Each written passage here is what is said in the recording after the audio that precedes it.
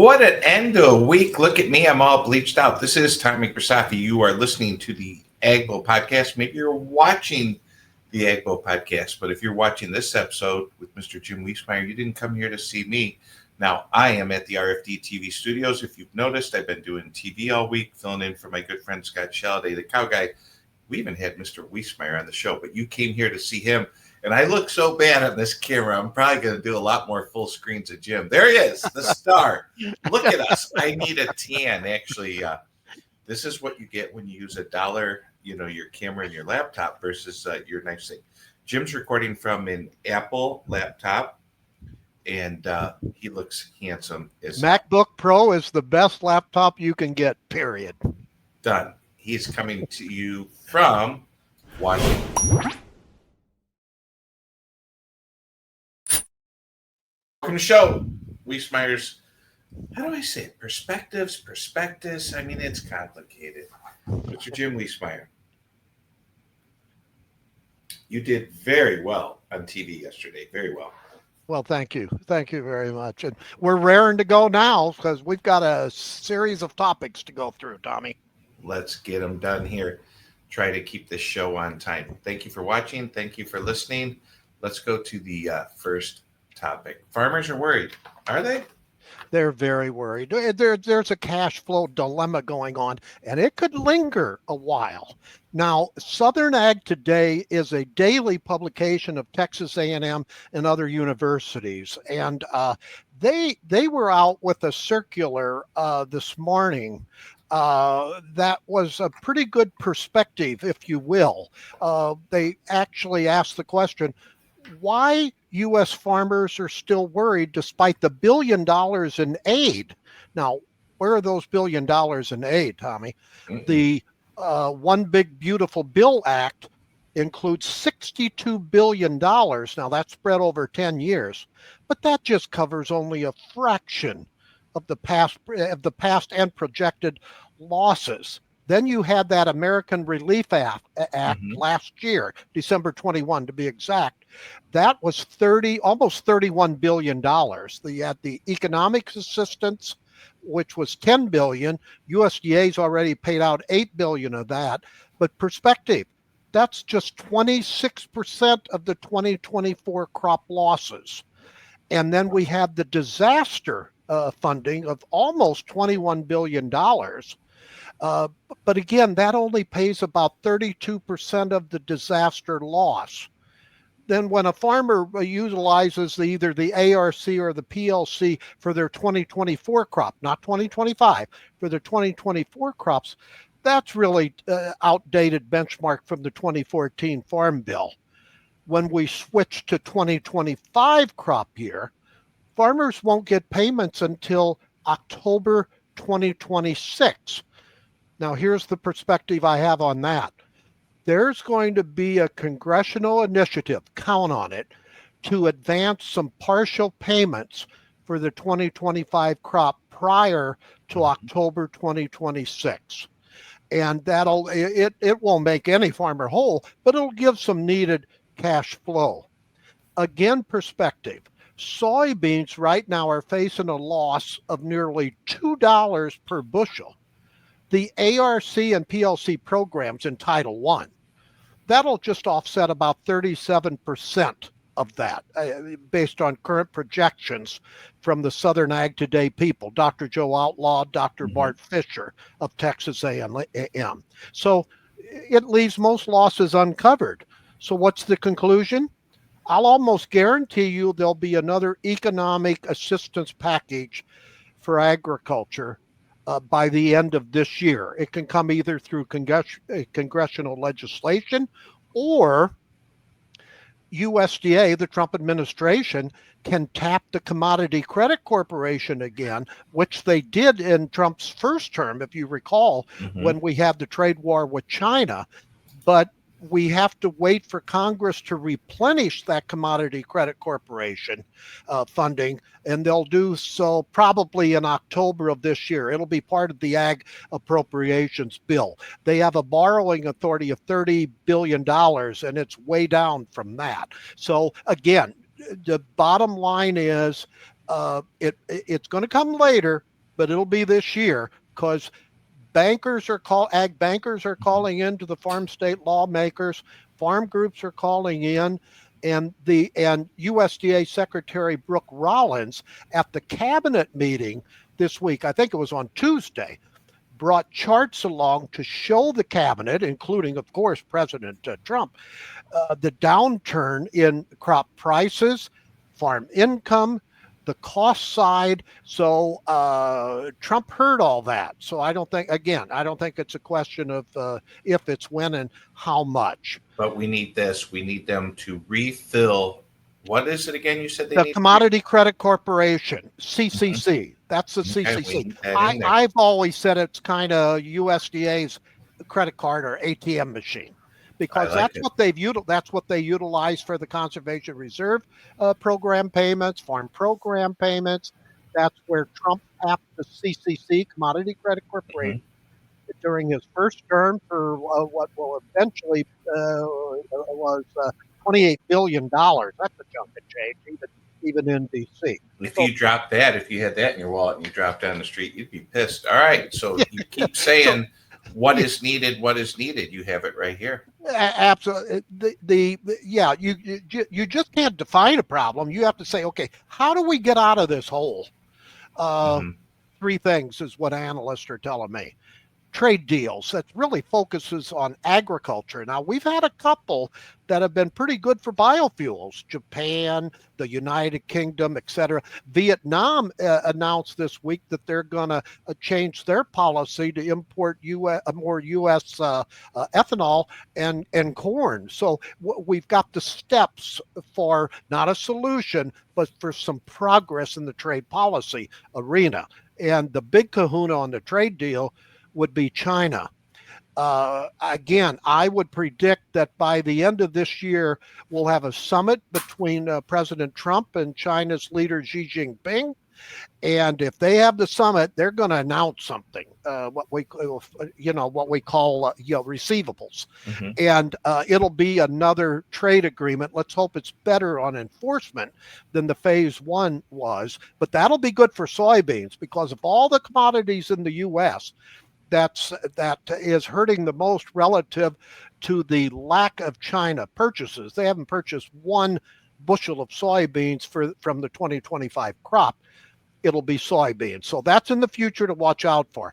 The second need is food aid, both domestically and international. And USDA has been behind the curve. They've cut back on some food aid, but I think that'll kick in between now again and the end of the year. Then the third one is expanded uses. You've got to find other ways to utilize those crops, and that's where we get into biofuels, both biodiesel, renewable diesel, sustainable aviation fuel, and of course ethanol. The listening audience will probably want to know, where are we at on the sustainable aviation fuel? Absolutely. Well, that's a tax incentive. And that means the IRS and the Treasury Department is involved, and we all know that they don't understand agriculture. So it's going to take a while. But they also have a lot of things they're busy with on all the tax codes and the bulletins that the IRS and Treasury has to put out relative to the one big beautiful bill tax cuts. So that's why the sustainable aviation fuel is on the back burner, not the front burner. But again, that'll be coming out, I think, in the next few months. Let's hope so. But the quote I thought that was good by Dr. Outlaw and Bart Fisher from Southern Ag Today kind of nailed it. They both said, we've never met a farmer who preferred getting income from the government. They can't wait to break this cycle of praying to simply break even. And that's the environment we're in right now. Now, that doesn't mean everybody is underwater, but I haven't seen it this way in a long time, Tommy, from a cash flow perspective. Yeah, it's tough. Joe Vaclavic did a video. He does this morning video. It's awesome. And he he just retweeted. He said, "Folks, go back and look at the comments from my morning video." He said that how do you say it? I'll quote him. I don't want to misspeak him, but he's pretty much saying the hate and the anger has never been this great, and that pains me. As someone who works with farmers, loves agriculture. You know, we're allowed to have good times, we're allowed to have bad times, but this is too much. It's just too much. It's not good, Jim. And he said, read through today's comment section. If you're bored, people are furious about everything. Just angry people, little pen warriors, as I call them. Be careful arguing with people who buy ink by the barrel, Mr. Wiesemeyer. You ever hear that one? Yes. All right. Let's move on. So All right. New World screwworm. we had some developments this week. We had actually it occurred on August the 4th. There was a individual in Maryland, which is the next door state to me. I live in Virginia, that traveled to El Salvador and got a screwworm. The person is okay now, but that got into the market. Remember, that was August 4th. We didn't get the official announcement until actually the 24th of August, and some in the industry is all upset about it, but this wasn't a livestock thing. If you look back in the cattle market on August the 8th, I think we were limit down at one time. There was speculation that it was a case of screwworm in the United States. That was absolutely incorrect. So finally, this past weekend, Sunday, is when my email started confirming that about this Maryland case. Now, that Deputy Secretary Stephen Vaden was at the Farm Progress Show in He's Decatur, right here, Illinois. that handsome man. Yeah, yes. And he's a good guy, very knowledgeable, and number 2 at USDA. And he said, look, this is not impacting the livestock industry. So he went on and listed the 5 points that that USDA has announced to try to to make sure that screwworm doesn't come north from Mexico into the United States, because then we'll have a world of hurt. Ranchers warned that a Texas infestation could cost $1.8 billion. Now, Reuters reported late this week that Mexico has a little over 5,000 screwworm cases in their animals as of August 17th. Now, that's a 53% increase from July. The outbreak included almost 650 active cases, cattle the most affected. There were some dogs, horses, and sheep. Now, for the audience, screwworms burrow into living flesh from eggs laid in wounds, threatening livestock herds, wildlife populations, etc. The problem for the U.S. is, since emerging in 2023, those parasites have spread north from Central America into Mexico, moving close to the U.S. border. Now, Vaden in Decatur said USDA is going to send a team to Mexico, another team actually, to Mexico in 2 weeks to verify their containment and other aspects.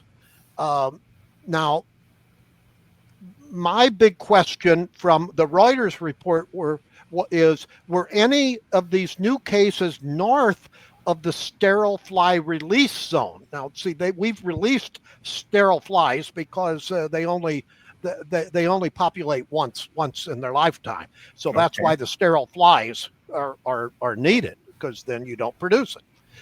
But the last reported case of screwworm was 370 miles from the U.S. border.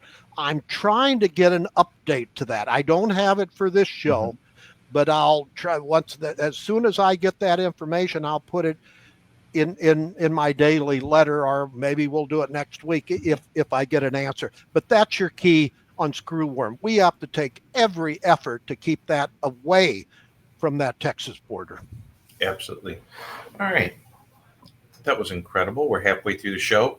People want to sign up for your newsletter. How do they do it? My last name @gmail.com. Every other letter is an E except at the beginning, WIE. SEMEYER@gmail.com, and I'll put them on. And we got a number of Perspectives podcast listeners on from the last program.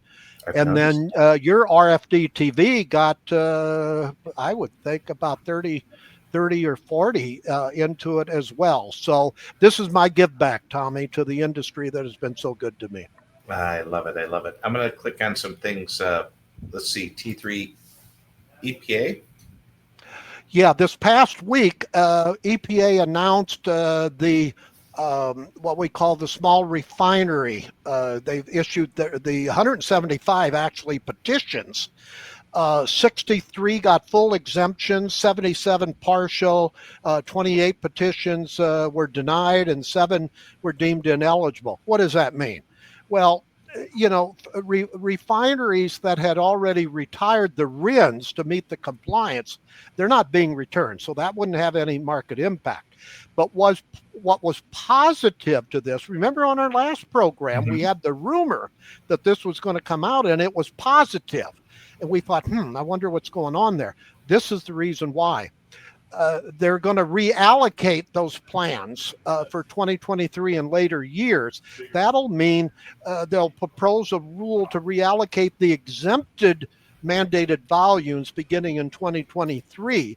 So that means we'll utilize more ethanol, that it won't be added RINs just into the marketplace. And that's a good thing. Not a bad bottom line from a farmer's perspective relative to the EPA announcement, Tommy. And all these numbers here, someone doesn't understand this. How do you explain this to them? Decisions issued on 175 SRE. Well, they did. They had to use. They used a different type of a rule that I think is more practical now, and that's why the RIN markets responded so positively, because there's expectations of minimal disruption to demand for the coming compliance years, 2024, 2025, and beyond. So I think EPA took a very volatile issue and probably tempered it about as much as they could. That's not bad for EPA, which has not been accused of being, practical in the past, to be honest. Mm-hmm. I understand. Correct me if I'm wrong. We have a little bit of breaking news, Mr. Wiesemeyer. Yeah, let's see. I've got to go to this. Yeah, we have literal breaking news. USDA today came out with their agricultural export forecast for both 2025 and 2026. Now, we still have a trade deficit, but exports were lifted, in other words, a higher amount, and the trade deficit narrowed from $49.5 billion to $47 billion. So that's a step in the right direction. And then for the August update, it is a slightly improved export outlook, narrowed the trade gap relative to the May estimate, but still a chunk of imports of horticultural, tropical, and processed products. That remains a structural challenge. We just don't produce those in the capacity that we need. So it's going to mean the United States is going to post another record deficit in fiscal year 2025. That's the one we're in now. It ends September 30th. It used to be, my goodness, in my long career, agriculture always had a trade surplus, not a deficit. But this will be the third straight year of a deficit. Now, the next forecast is going to be issued November the 25th, so we're going to have to see what that says. Now, for 2026, they actually show an improvement with a deficit of $41.5 billion. And the risk being China's continuing retreat as a buyer of U.S. commodities. So that could change, Tommy, if we have a U.S. trade agreement, and once it's implemented throughout fiscal year 2026 that starts October 1, we could actually start getting even more improvements into the U.S. Agricultural trade deficit. So at least there's hope on the horizon here, Tommy. Speaking of hope, how about these characters here? India, Brazil, China. India, that's wrapped into geopolitics with the Russia oil. That Trump doesn't like India buying all that oil, and so on the 27th of this month, this week, he put on an additional 50% tariffs on top of what India was having to pay anyway for their tariffs, and that's not a good thing because now you're seeing a shift in India's they're meeting with Xi Jinping, and they're meeting with other countries in order to salvage their trade relationships. So we've got a power brokers going on between the U.S. and India right now. Hopefully they'll come to an agreement, relatively soon, so we can get India buying U.S. cotton. They're pretty big buyer of U.S. cotton. Absolutely. So let's hope that's the case, Tommy. Absolutely. Now, what was Brazil again? I'll go back to that. We had a surplus with Brazil on agricultural trade, but still, he right hit. Here, this is Brazil, right? He hit them with 50% tariffs, and you talk about an impact on a number of coffee, and that wasn't exempted. Orange juice was exempted, but beef wasn't exempted.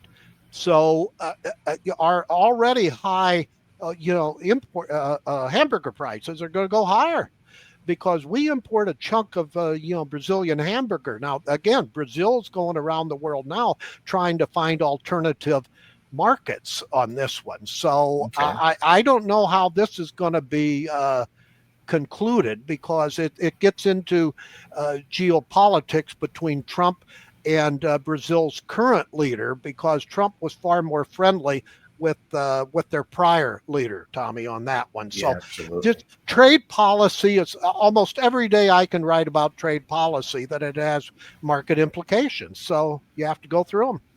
Yeah, absolutely. In China, not a whole lot of news out of China. Well, China, we have a Chinese official. He went to Canada first, and he's in the U.S. as we speak right now. Now they're calling it informal trade policy discussions. That means don't expect much. However, you have to talk to get things done. So I think this will eventually lay the groundwork for Scott Bessent, our Treasury Secretary, to eventually probably go to China or have his Chinese counterpart come over here. They've already said at the end of October or early November, and Bessent will help lay the groundwork for his boss, President Trump, to get some receivables relative to a potential new U.S.-China trade agreement. So we got things rolling in the background. So I think that's a good thing, Tommy. I clicked the wrong button, but I did post a picture of me and the USDA secretary. But she is, I respect her, and she's wonderful. She's making headlines all the time. I mean, where the heck was she today? Mississippi. She was all over this, she right? Goes all over. I have never seen a more aggressive spokesperson for USDA. I really have to go back to Earl Butts. Now, for those you long in the Dr. tooth Earl like me, Butts. that was in the Nixon and Ford administration. But she is very articulate, and the USDA secretary has to be, they better be, a cheerleader for U.S. agriculture, and boy, is she that. And she's not afraid to speak up at the cabinet meeting, as we saw this Tuesday, and she's very close to President Trump, her boss, because as I think I said on the last program, she was almost Trump's chief of staff. Susie Wiley got it. Guy yesterday. That tells you, tells you how close she is. But so that means, well, who's back running the shop a lot of times? Stephen Vaden, the Deputy Secretary of Ag. I've learned over my many decades of watching USDA, the Deputy Secretary is the glue that holds USDA together. Why? They're there every day. They have to work on the budget. They have to deal with congressional inquiries, etc. And you talk about a sharp guy. If Stephen Vaden is in the room, he's probably the smartest person in the room, based on my experience. Well, you have a lot of experience, so I'm going to believe you. All right, we got a few more slides. And I'm going to throw you a curveball to end the show, and I think you're going to knock it out of the park. But if you don't, then we'll educate our viewers and listeners. Real quick, everyone, if you're out there listening, I am Tommy Grisafi, Agbo Media. The reason I'm hiding isn't because I'm scared of you. It's because I'm on my laptop and I look horrible, and Jim's much better looking. And a lot of you are just listening to this. So with that, we thank you. We'll go full screen on Mr. Jim. And I want to talk about this real quick. The congressional agenda. They're coming back. Congress is coming back, so we should be afraid. I always like when Congress is out. They can do less damage, to be very truthful to you. But they have a chunk of work to do. They still have to work on an appropriations bill for the current fiscal year that we're in. Otherwise, we'll have a countdown to shut down the government. My goodness, we don't want that. So that means they'll probably have another short-term continuing resolution, maybe just of a few weeks, if not a month, in order for them to do what they should be doing now to reach an agreement. Then they start after talking about the budget for the for fiscal year 26 that starts October 1. For the ag sector, G.T. Thompson, the House Ag Committee Chairman, John Bozeman on the Senate Ag Committee side, I think that they'll continue to work with the Democrats, Amy Klobuchar on the Senate side, and Angie Craig on the House side, and both of them are from Minnesota, for Farm Bill 2.0 or the skinning Farm Bill, or et cetera. So that'll be weeks in the making. You're not going to have that done next week. Mm-mm. And then another one next week will be all the nominations that the Senate still has to go through to get Trump's nominees through. The Democrats are slow walking them. So those are the biggest agendas. We've got the funding mechanism for this fiscal year. We have Farm Bill 2.0 talks, and then we have maybe a legislative effort to advance some of these 2025 crop payments before October 2026 to get more money out to the crop sector. How many times you been in this building? More than I care to admit. I love the building. Of course, it's beautiful to see at night. If I love DC. If you want to have a little bullet go into not bullet, a quiver go into your heart, see the DC at nighttime. It's just beautiful. And now that we have more security, it's safe to walk around, Tommy, Lord. Because President Trump has seen fit. And then you can even drive now because you have less chances of getting your car hijacked. So I think things are on the rise in DC as well. Well, I hope he brings them to Chicago, but I guess there's different rules for how he can do that in DC versus major cities, right? He has absolutely authority for 30 days in DC. And even our mayor in D.C., Mario, I can't think of her last name. That's right. But she said, she admitted that it's definitely helped. She didn't like everything Trump was doing, but she liked those boots on the ground. And the number of crimes have gone down way down. They just have to change some of these silly rules that DC has, that the young kids, 14, 15, 16 years old, they can't put them in jail. And they keep on coming back within 30 hours of being ticketed. So that's a whole other problem that we have. Yeah, it is. Real quick, this, and I'm going to throw you the curveball, but I got a feeling this curveball, you're going to hit it out of the park. But USDA reorganization, what do you know there?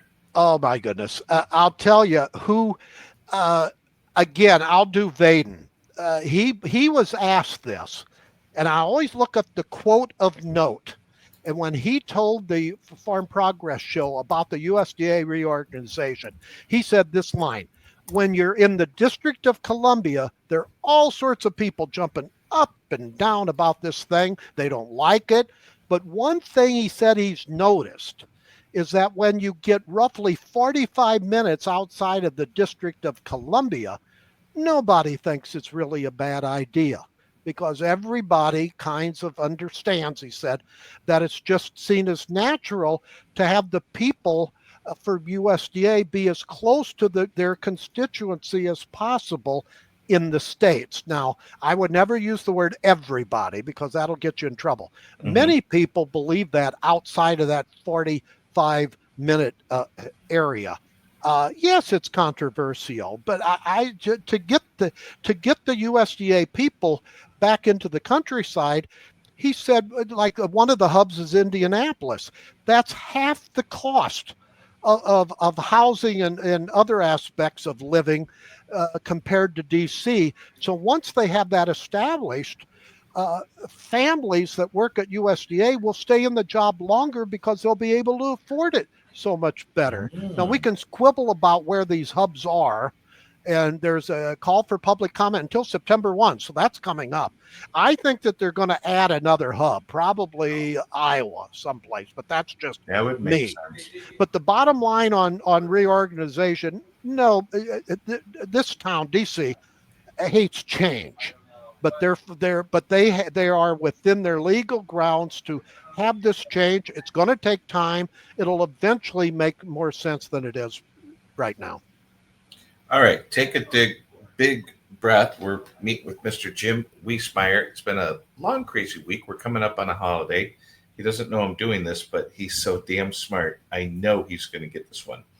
Today on Cow Guy Close, I interviewed a young man named Art Lafleur Jr.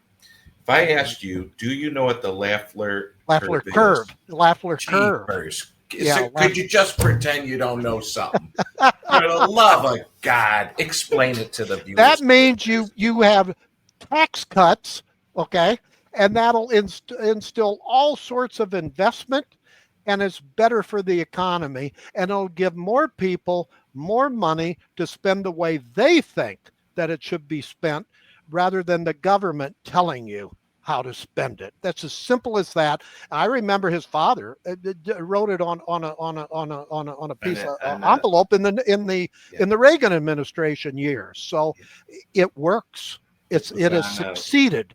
So again, a farmer will know it instills, whenever you cut taxes, investment, depreciation, etc., it gives companies more bravado to purchase either equipment, and boy, do the equipment people need help.